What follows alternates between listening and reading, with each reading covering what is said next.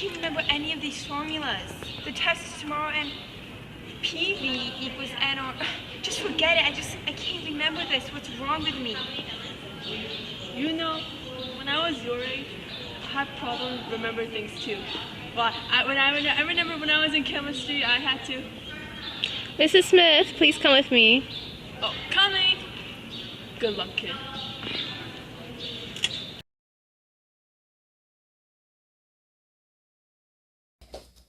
Good evening, Mrs. Smith. How are you? Oh, thank you. And you? Great. And may I ask how old are you? I think I am 76, give or take. Alrighty, what can I help you with today? Oh, doctor, I'm having these problems. I'm not quite sure, but I just can't seem to remember anymore. I couldn't even remember who my husband was yesterday, and it's just getting worse and worse.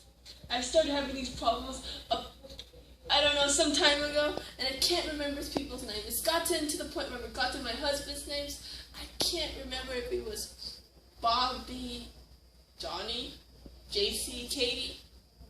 But Katie's a girl name, right? Well. Oh, yes, Katie's my granddaughter. She's a genius girl. Did I ever tell you that? Okay, Miss Smith, we don't have all day. Let's talk about your symptoms.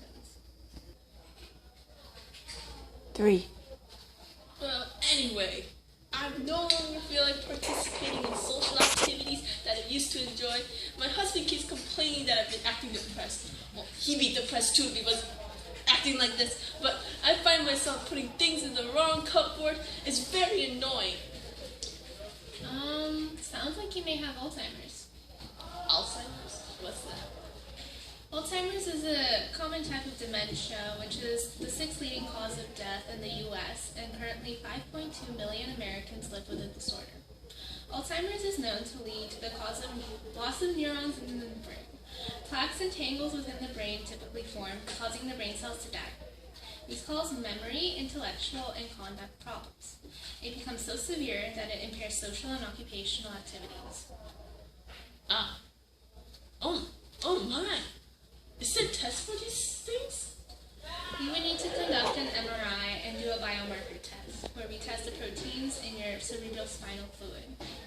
And if I do have it, then what? There is a cure, yes? So far, there is no cure in humans.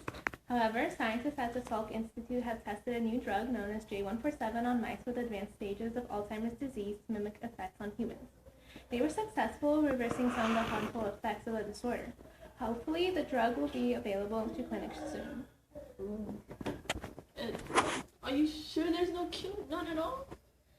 Well, there has been a breakthrough in Cambridge's Department of Chemistry very recently, where they found the molecular trigger for Alzheimer's disease. Turns out it was because of protein misfoldings. This could be the foundation of new diagnostic and drug developments for dementia-related diseases. We are getting closer to the cure, so please rest assured. Will it be ready time to help me? People who have this disease usually live 8 years after diagnosis. You're lucky that you caught these symptoms early. Depending if this medicine works, it may not be ready in time for you to take part in the clinical trial. But then, what can I do if my memory isn't so bad yet? The best thing you can do is try to keep your brain busy. Try doing things like crosswords, Sudoku, anything that keeps your brain working. Call me or the office if you notice any sudden changes in behavior or in memory, anything abnormal. Thank you, doctor. I'll make an appointment soon. Doctor, do I have Alzheimer's disease also? I mean, I've been trying to remember all these formulas and I can't. I don't know what else to do. What's wrong with me? Honey, you don't have Alzheimer's, don't worry. Early onset Alzheimer's disease usually affects around 200,000 under the age of 65. Your symptoms are caused from stress, which usually results in a decrease in memory. Thank God I don't have Alzheimer's, but how does stress affect my memory? If you want to get all technical about it, you see these things called catecholamines, which are also proteins, are released when a person stresses out or prepares for physical activity, a bit similar to adrenaline. This suppresses activity in the front of the brain. So, how can I help my memory? for upcoming tests then? Well, you listen to music, right? I love music. Well, music is verified to improve spatial tasks. If you listen to classical music like Mozart before the test, it should help boost your memory. This is because it opens neural pathways and releases neurons, helping you to relax.